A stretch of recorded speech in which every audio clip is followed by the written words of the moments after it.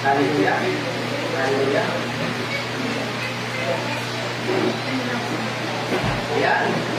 Sa mapagpalang umaga po, bawang Sunday, ako ay bigyan ng Lord ng privilege para ibahagi ang kanyang salita at sa umaga. Kasi talagang nakikita natin pagpapala. Sabi nga, tayo ang pinagpala, pagpapala at pagpapalain pa ng Panginoon. Amen po ba? Amen. Amen. Amen. Amen.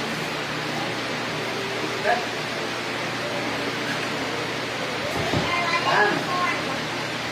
So, gaya po ng ating sanayan, ako ay muli bibili ng isang tanong sa atin para mabibig natin habang tayo nag-aaral ng kanyang salita ay talagang makita natin ano ba yung ating sarili sa atin, sarili natin sa harap ng Panginoon. So, ngayon po ay sa biyaya ng Panginoon ay nais ko po na hindi ko masyadong mahaba. So, I promise na be on time na sana ay talagang mabinig po kayo ng maigi. Promise ko na taking. So, ang question ko lang po ngayon is comment. Meron ba tayong battle sa sarili natin?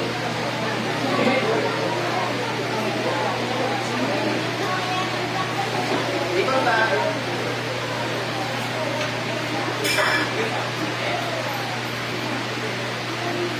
Yan. Meron ba tayong battle? Meron ba? Sinubukan, itong mga battle na ito, sinubukan mo bang paglabanan? Ang mga battle na ito? Sinubukan ba natin? Hindi yan, alam. So, ngayon, ang pangatlong tanong ko, kung sinubukan mo, ano sa tingin mo ang full effect nito sa mga nakapaligid sa'yo, itong mga battle na ito? Kung sa nakapaligid sa'yo, especially sa sarili mo. Sagutin natin ngayon yung ngayon, kung nakita niyo po yan, ang image na yan, tayo po yung sinasalag na bata. Ngayon, sa ating pagpapatuloy, ito ang kailangan natin makita. Makita natin yan, God's mighty weapons versus invisible warfare o yung war of the heart natin. Kaya, bawat isa po sa atin ay merong war sa ating mga puso. Hindi man natin ito aminin, hindi man natin ito iniintindi, pero sa atin, deep inside, ay meron po tayo war of the heart or the invisible warfare. Iligtan pa natin ngayon. Sa ating case ngayon, ito. Although we walk in the flesh, sa 2 Corinthians po ito, 10:3-5. Makibukas po kayo, huwag po tayo magpagkwentuhan sa aming mga kapatid, please. Dahil po kayo tuning, yung puso ninyo ngayong umaga nito. Although we walk in the flesh, we are not waging war according to the flesh. Ito po yung testimonial natin na kapag hindi mo tayo nakikinig sa flesh. Okay? Sa verse 4, for the weapons of our warfare are not of the flesh, but have divine power to destroy the strongholds. Verse 5, we destroy arguments, every lofty opinion, raised against the knowledge of God, and take every thought captive to obey Christ. Sa Tagalog, ito, kung nabubuhay man kami sa mundo ito, hindi naman kami nakikipaglaban ayon sa pamamaraan ng mundo ito. Ang sandata namin sa pakikipaglaban ay hindi makamundo, hindi ang kapangyarihan ng Diyos na nakakapagpabagsak ng mga puta. Sinisira namin ang mga balintang matwiran, ginagapi namin ang lahat ng pagmamataas laban sa kaalaman tungkol sa Diyos, at binibihag namin ang lahat ng isipan upang matutong sumunod kay Kristo. Kung hindi po ba natitignan yan, dito, sa ano na yan, ang sagot ko dito sa Ephesians 6 yan, 1-10 or 10-18. Andyan yung sagot niya kabaliktaran yan. Pero, ngayon, pumupas po tayo sa 2 Corinthians 3 to 5. Ngayon, ano ba yung nature natin sa ating flesh? What is the nature of our flesh? Sabi nga dyan, verse 3, yung 2 Corinthians, for though we walk in the flesh, we do not war according to the flesh. Ibig sabihin, yung ating mga apostol daw po, tayo, hindi po sila nakikipaglaban gamit ang mga taong paraan. Ibig sabihin, human wisdom, human flesh. Yun. So, ayon po sa 2 Corinthians 10:7, huwag tayong tumingin lang sa manlabas. Tandaan natin na ang kaaway ay spiritual, hindi tao. Gamitin natin ang mga sandatang mula sa Diyos. Kaya sabi ko doon sa Ephesians 6, nandun po yung source of the Spirit. Nandun lahat yun. Ngayon, sabi nga, sa 2 Corinthians 10:7, gamitin natin ang mga sandatang mula sa Diyos. Kasi bakit, kaibigan kapatid? We live in our physical bodies. But, face is spiritual battles. Amen ba? Ay may nakikipaglaban sa ating spiritual? Tingnan natin. Pero, ito po bilang tao, sabi po ni David, we acknowledge our human frailty. Ano yung human frailty na yan? Ito daw po yung ating mga saryan ni David. The psalmist acknowledge human frailty. Stating for we knows our faith. Kasi tayo po bilang tao, our God, aware doon sa ating human limitation. Kasi meron tayong nasa quest tayo. God's awareness of human limitation and His compassion understanding of our weaknesses. Amen? Dahil alam niya ang ating kahinaan, alam ni Lord. Tayo ba? Alam natin yung kahinaan natin? Saan tayo mahina? Kita ba natin sa sarili natin na mahina tayo? Tanggap ba natin na mahina tayo? Di ba po? Pero alam niyo kung tanggap natin ang ating kahinaan, sabi dito, God's awareness of human limitation and His compassion understanding of our weaknesses. So ngayon po, dahil sa ating mga kahinaan, alam niya na tayo ay nilikha mula sa lupa. Diba? Kaya po tayo, don't feel led our emotions, kaibigan kapatid, tayo mahina. Don't feel led by our emotions, but us discern His spiritual host. Ano natin? Our minds are not people, but spiritual deception. Ano yung deception na yun? Ito yung mga panlilinlang na nakaaway sa atin. Panlilinlang doon sa ating emotions. Diba? At yung spiritual warfare na inutukoy po dyan, diba? Ang kalaban natin hindi tao, hindi masasamang spirito, sa iyong pagpapit, mga pinuno, may kapangyarihan mga tagapamahala ng kadalimang na pamayani sa mundo ito. Kaya, ang need natin gawin, pag may atake, ano po dapat gawin? Ang kaaway? Pag may atake po ang kaaway, we need to respond in prayer. Wala po diba? Not personal attack. Hindi ka sa bakit. Ha? Remember po, personal attack, we need to respond in prayer. But, hindi po personal attack. Don't rely on our emotions, on worldly strategies. Tayo, may utak natin, tayo, yun. Amen? Ang naglalaban ko talaga sa atin ay best versus spirit. Sabi sa Galatians 5:17, ano sabi niya? Sapagkat ang ninanasa ng laman ay laban sa nais ng espiritu. At ang nais ng espiritu ay laban sa ninanasa ng laman. Pagkalaban ng dalawang ito, kaya hindi ninyo magagawa ang gusto ninyo gawin. Kaya sa atin, bilang believers, use spiritual tools, our prayer, not human manipulation. Huwag tayo magmanipula. Ha? Yes, tayo ay tao. May kailangan, may emosyon, may limitasyon. Pero, ang laban, hindi labang physical. Labang spiritual po tayo ngayon. Laban po ito ng katotohanan, laban sa kasinungalingan. Diba? Iwanag, laban sa Diyos. Ayan po ang video natin bilang tao. Narinig po ba natin? Narinig po ba natin? For though we walk in the flesh, yun nga, ang spiritual ang kaway natin yung pag-iindang na tayong mag-isip ng kaaway. So ngayon, huwag natin gamitin ang ating emosyon, pag-pressure, mga pangangatwiran sa pagharap ng conflict. Di ba? Huwag natin gamitin yun. Pagkos, hindi natin kailangan gumamit ng pananakot o posisyon. Di ba? But God give us better way to fight. Let us fight for Him. Yun lamang po. God gives a better way to fight.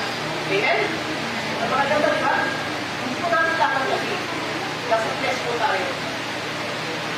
Kaya huwag na tayo tingnan natin sa sarili natin. Sa amin, our talent. Sa amin, our thought. Sa amin, our ways. Amen? Amen po ba? Pangalawa.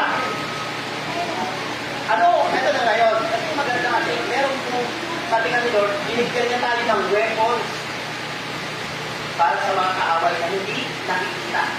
Our spiritual battles. Ano po sabi niya? The weapons of our warfare are not of the flesh, but have divine power to destroy strongholds. Ito po ang pinakamahirap sa atin na pinaglalabanan natin. Ngayon, hindi tayo gumagamit ng kayamanan, di ba? Hindi naman, karunungan, kahit tagulid ko ang gawain. Pero, sabi ka, ang sandata po natin lagi ay ang ating pananampalataya, panalangin, at pagsunod sa salita ng Diyos. Ito ang ginagamit ang tunay na sundalo ni Cristo para ibahin ang mga spiritual na utak. Sabi kanina dito sa Tagalog. Diba? God's weapons ay ang ating faith, prayer, word, and Holy Spirit. Amen? So God ordained tools. Ibigay niya lang po yung tools. And use this as intentionally. Use this intentionally. Take note of this. Kaibigan kapatid.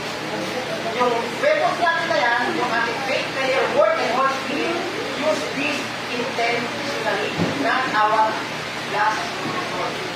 Hindi po huli. Kaya kasi ang nangyayari sa atin, last resort na natin yung weapons na yun, laban sa kaaway, nagagamit na yan natin, yung last resort. Wala naman ang buhat, diba? Hindi na naman tayo doon. Baka ganun tayo. Hindi mo kaya kapatid. Ang laban ay hindi natin nakikita. Hindi po. Kasi kaya na ito sa atin. Decision to natin. Di ba po? Hindi po yung karisma. Hindi yung money, manipulation. Di ba? World wisdom versus God's wisdom na ito naglalaban. Kaya don't rely on our personality. Instead, rely on the divine good. Not good. God's good. Amen? And ultimately, put down lies and pride. Amen? Ang galing natin lahat ng kasinungaling. Ang lahat ng ating pride, even tolerated secrecy. Diba? Tayo, magulang. Ang anak ko, babayag ka, tolerate mo na magkasala. May ginagawa iba. Ang Lord, galit na galit po yan. Hindi natin tolerate ang ating mga anak. Lalo pag may alam mo may kasalanan siya. Ito, nagbubulis sa school. Ito, magagalit ka. Tayo mo yun. Amen? Hindi po si Lord na tolerate. Dapat nagpapaalis tayo. God loves our transformed hearts. Diba? Transform po tayo. Yung gusto nyo sa atin, nabago. Amen? Dapat in our inner change. Tingnan natin. Ano na yung loob ko? Para managam ko. Sabi na ba? Kumusta na po? Diba? Hindi po kasi pa-surface kung tayo sa panlabas. But outer appearance. Ang pinamumuhay natin, hindi po pa rin sa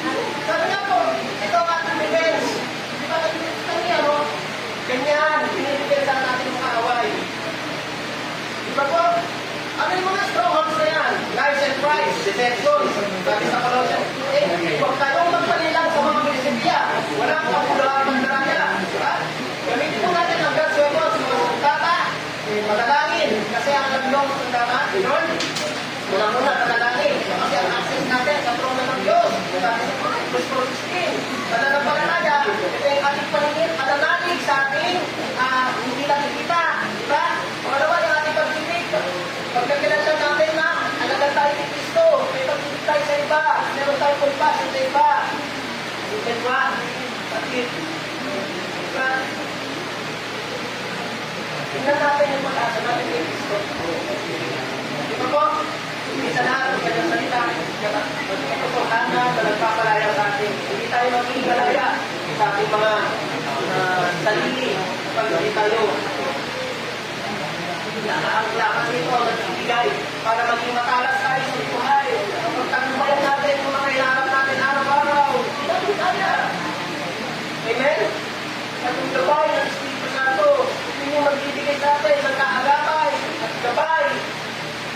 Kaya kang tulungan, kahit hindi mo alam, hindi mo papansin.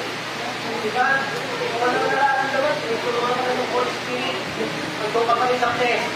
Nanatilit ka pa rin doon. Diba? Diba? Sandatan natin. Ay, pagkakuha na natin kay Lord, diba? Sandatan ito ay hindi ko depensa para libayin yung ating spiritual. Diba? Saan tayo?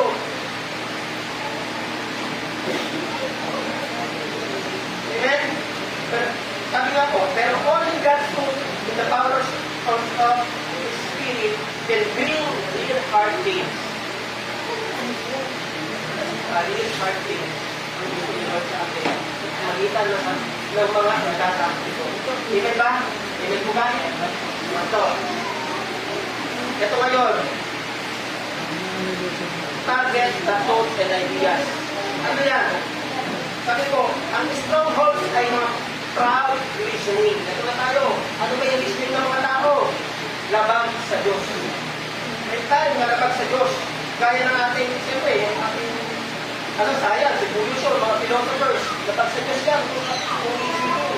Diba, pinalalaran, pero sabi mo ng Diyos, yung science. Diba? Pero hindi eh. Sabi ko, sabi nga po, hindi po po impacto sa ating mga human reasoning, our intellectual. Pero sabi niya, nagbabala siya na kapag ang pag-iisip ng tao ay saluwat sa pagsunod ng Diyos kay Kristo, ito ay dapat ibahin, sirahin, wasakin. Saan? Sa puso natin. Ito na kanila. Diba? Ang laban ay laban sa malinang sigal natin. Ito po ang nangyayari sa atin. Mga hindi lang niluluwan ng puso ng taong araw magpasapot sa Diyos. Hindi mo kalaman. Ang problema ay hindi lang behavior, kundi our thinking. Di ba? Nangkos po sa mga modern na strongholds natin na yan. Sabi nga, ang mga malinaman, I don't need God to be successful. Di ba? Hindi na alam eh. Di ba? Ang totoo ay kung ano ang nararamdaman ko. Galing ba tayo? Nag-relay tayo sa ating punta. Pakiramdam na lang, pero ito, danger. Mabigat po ito ha. Hindi ko namumunin si Lord sa mali. Diba? Pag mali, ay mali. Diba? Hindi po ako isdan. Hindi ka kapatid. Hindi acknowledge sa mali mo ko. Diba? Pero kung nagpapatuloy ka pa rin sa mali, yan yung stronghold. Hindi mo mahawak sa'yo. Pag tumisip po tayo. Pag ganyan na nangyayari. Alam mo, test, check yourself. Diba po? Huwag natin hintayin na paluin tayo ni Lord. Yan pala gusto mo ha. Gusto natin. Diba? Wala namang masama basta ha. Diba? Ako'y successful. Ibang atitude na naman. Ganun ang thinking natin. Nasisira tayo doon sa kabilang thinking natin.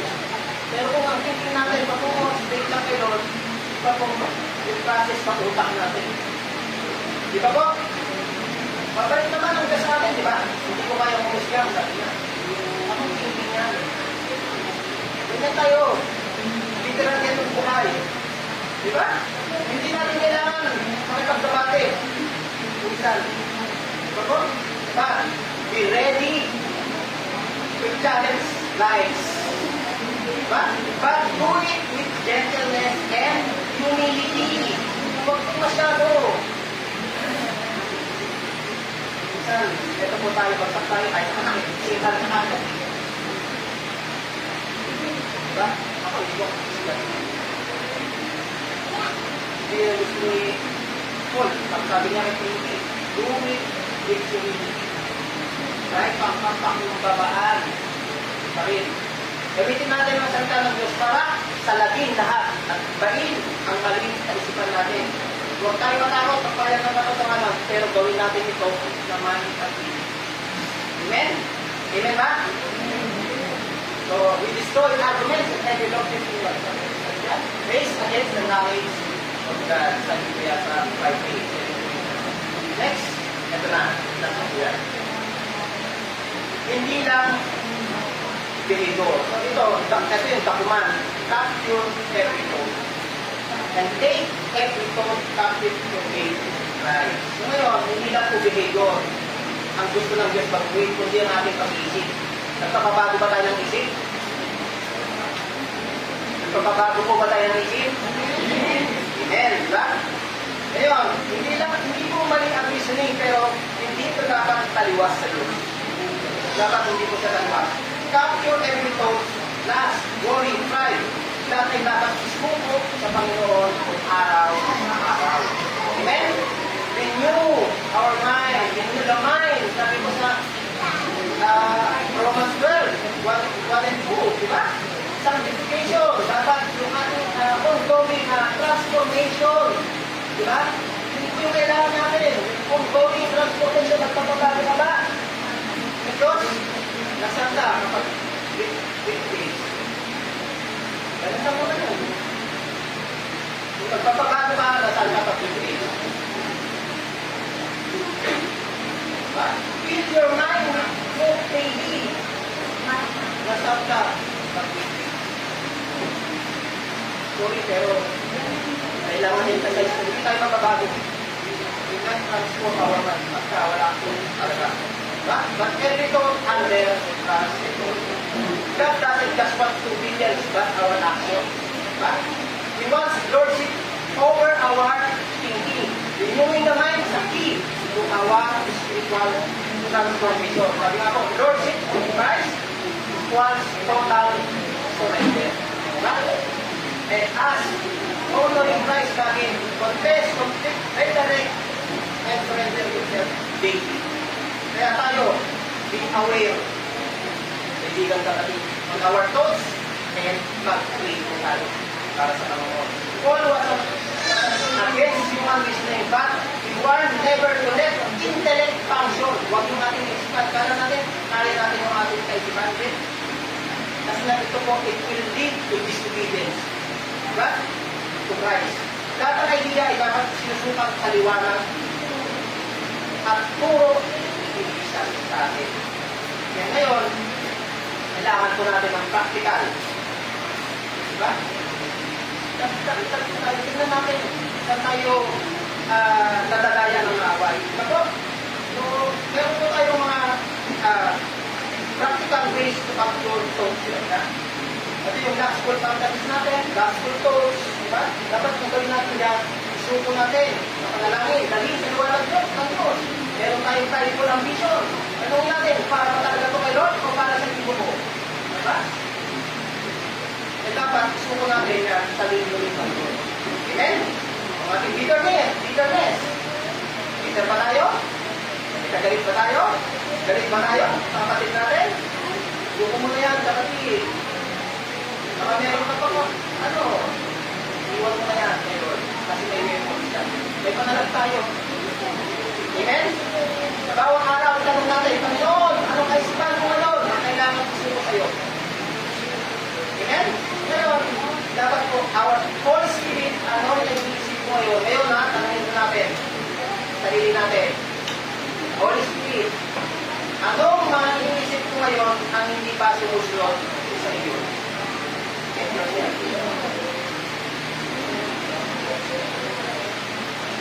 So,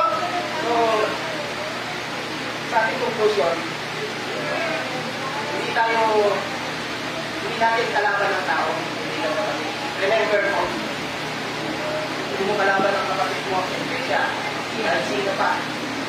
Kapatid mo sa bahay, sa trabaho. Natandaan mo natin yan. Hindi natin kalaban ng tao. Kundi ang spiritual na kasinungalingan. Pangalawa, hindi rin sapat ang daling mo. Daling natin, pera ang daling mo. Ang tagumpay ay sandata ng Diyos. Nasa Panginoon. Kaya kailangan natin ito. Through prayer, faith, God's word, by Spirit. Ito ang mga tunay God be all the glory.